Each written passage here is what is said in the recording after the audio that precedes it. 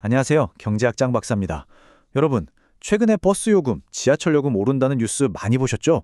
볼 때마다 아니 이 요금은 도대체 누가 어떻게 정하는 걸까 궁금하지 않으셨나요? 오늘은요.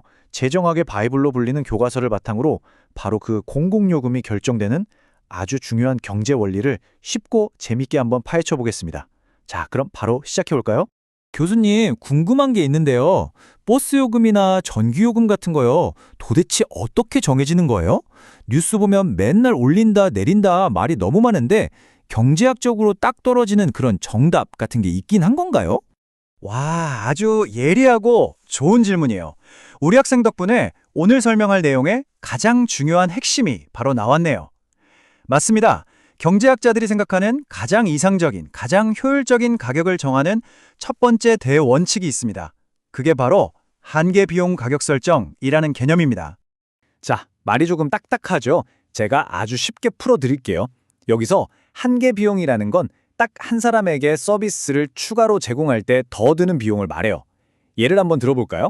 텅텅 비어있는 영화관에 손님 한 명이 더 들어온다고 생각해보세요. 영화관 입장에서 사실 추가로 드는 비용이 거의 없겠죠? 그쵸?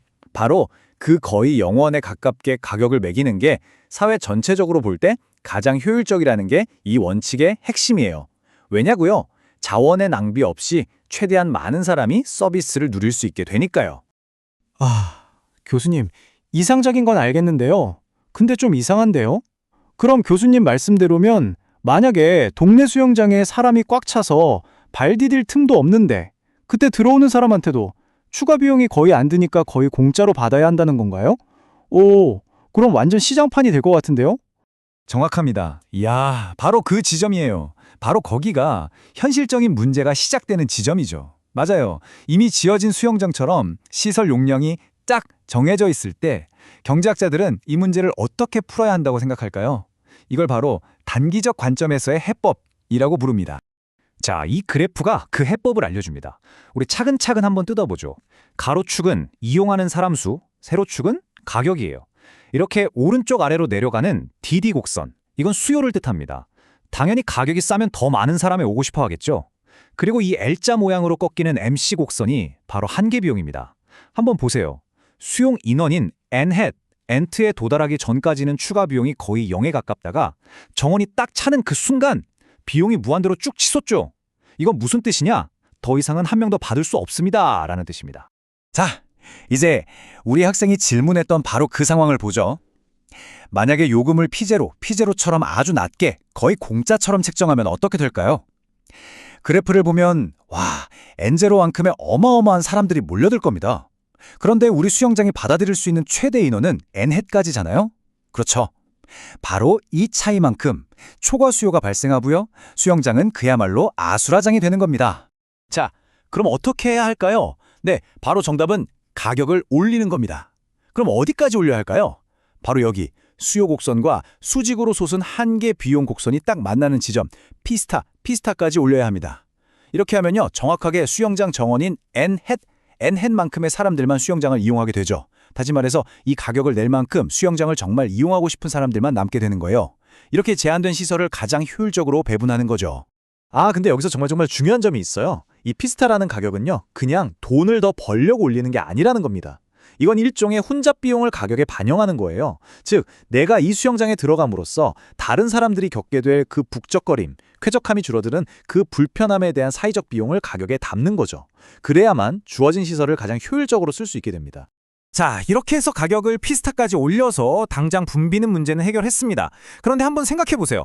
매일같이 이렇게 비싼 요금을 받아야만 수영장이 제대로 돌아간다면 그건 혹시 애초에 수영장이 너무 작게 지어진 건 아닐까요? 바로 이 질문이 장기적 관점의 시작입니다.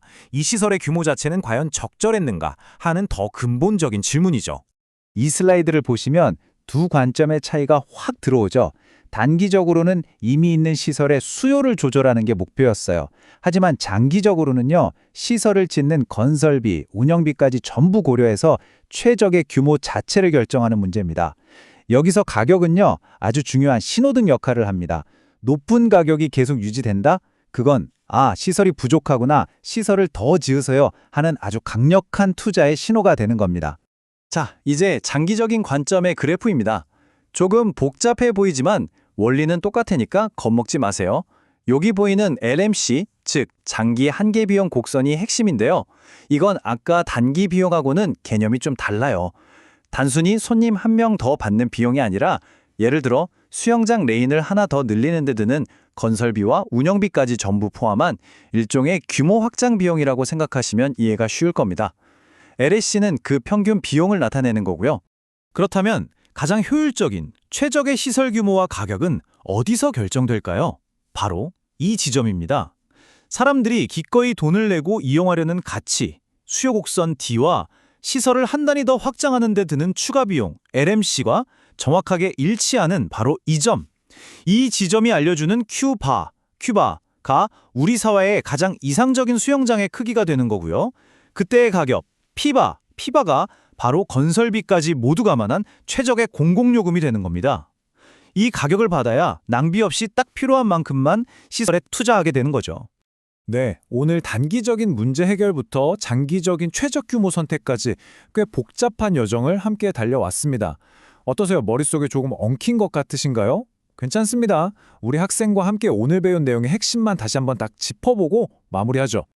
교수님, 그럼 제가 이해한 게 맞는지 한번 말씀드려 볼게요.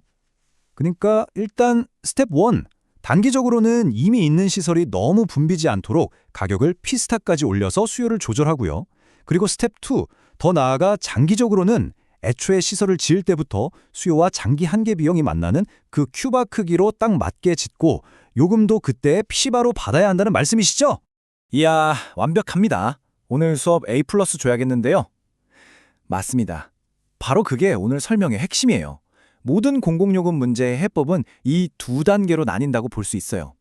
단기적으로는 가격으로 수요를 관리하고 장기적으로는 그 가격이라는 신호를 보고 공급, 즉 시설 규모를 결정하는 거죠. 그리고 그 모든 것의 바탕에는 한계 비용이라는 아주 중요한 기준이 있고요. 자, 오늘 우리는 경제학적인 효율성의 관점에서 최적의 공공요금을 어떻게 찾아내는지 알아봤습니다. 하지만 마지막으로 이런 질문을 한번 던져보고 싶네요. 이렇게 효율성만을 위해 결정된 가격이 과연 우리 사회의 모든 사람이 공평하게 서비스를 누릴 수 있게 하는 가격과 항상 같을 수 있을까요? 예를 들어 출퇴근 시간에 혼잡하다는 이유만으로 지하철 요금을 대폭 올리는 것이 과연 사회적으로 바람직한 일일까요? 이 효율성과 공평성의 문제, 여러분도 한번 깊이 생각해 보시는 계기가 되기를 바랍니다. 오늘 설명은 여기까지입니다. 수고 많으셨습니다.